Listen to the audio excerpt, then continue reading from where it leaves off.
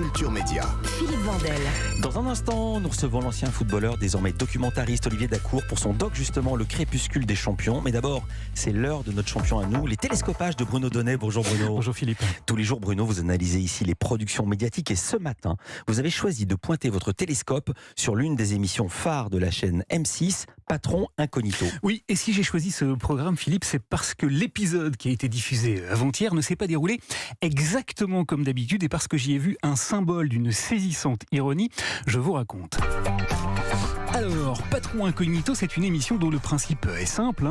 Le boss d'une entreprise se fait déguiser et grimer avant d'aller travailler pendant toute une journée aux côtés de l'un de ses employés. Car le postulat est le suivant. Anonymisé par le travestissement, le patron va enfin réussir à toucher du doigt la réalité et les difficultés du travail de ses salariés qui, jusqu'ici, lui échappaient totalement. Comme on fait plus trop de terrain, on a l'impression, vu d'en haut, que tout se passe bien, mais ce que j'aimerais, c'est qu'on aille dénicher, qu'on arrive à travailler la perfection. Dans l'émission d'avant-hier, le taulier était un certain Frédéric Murat, patron de coursier.fr, une boîte spécialisée dans la livraison. Et donc, avant de commencer, Monsieur Murat est allé se faire maquiller, déguisé en coursier. Pour changer l'identité du patron, on applique sur sa barbe poivre et sel une teinture foncée, assortie à une épaisse et fausse moustache en vrais cheveux pour camoufler la sienne trop clairsemée et pour modifier le bas du visage. Paré de sa nouvelle barbe noire et de sa moustache en faux cheveux, Frédéric en était convaincu, il était devenu parfaitement méconnaissable. Je pense pas que mes proches vont me reconnaître. Bien, Monsieur Frédéric est donc devenu Stéphane, Steph,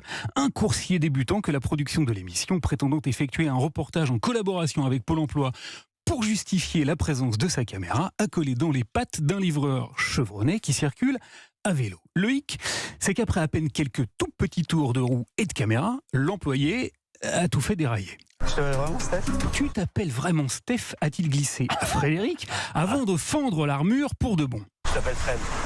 Fred comment ? Fred Murat. Fred Murat ? Ouais. C'est qui Fred Murat ? C'est toi. Eh oui, en 2 temps 3 mouvements, il a détronché son patron aux grandes dames de la production. Un patron qui se fait démasquer en quelques minutes dans l'histoire de l'émission Patron Incognito, c'est du jamais vu. Alors comment a-t-il réussi pareille prouesse ? Eh bien, figurez-vous Philippe que le patron Incognito était en short. Et devinez un peu ce qu'il arborait sur sa cuisse droite. Mais t'as des tatouages sur la cuisse ? Nous découvrons que Frédéric Murat a l'historique de son entreprise gravé à même la peau. Des tatouages, mais pas n'importe lesquels, non. Car notre homme s'est fait tatouer, c'est pas banal, les 3 logos de son entreprise, coursier.fr, sur l'épiderme. Notre homme a donc, au sens propre du terme, son entreprise dans la peau. Alors j'ai été saisi, Philippe, par cet incroyable symbole, par ce qu'il raconte en creux et par le retournement total du principe même de l'émission qu'il a ainsi permis de mettre à jour.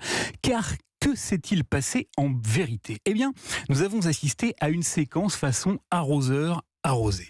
Celui qui est venu masqué et travesti pour essayer de débusquer ses propres salariés a été découvert. Le masque est tombé. Et pourquoi ? Eh bien à cause d'un tatouage, d'un symbole de l'aliénation totale de cet homme à l'entreprise qu'il a créée. Eh oui, en un éclair, Frédéric a donc été renvoyé à sa réalité. Il n'est qu'un patron et rien d'autre. Il lui est donc, contrairement à ce que prétend l'émission, totalement impossible de se mettre au niveau de ceux qui l'emploient, car personne n'a à ce point l'entreprise dans la peau, ou la démonstration, Philippe, que la lutte des classes ne se maquille pas, elle est tatouée, indélébile, même derrière une fausse moustache en faux cheveux. Merci beaucoup Bruno Donnet, à demain. 9h, 11h. Europe 1 Culture Média.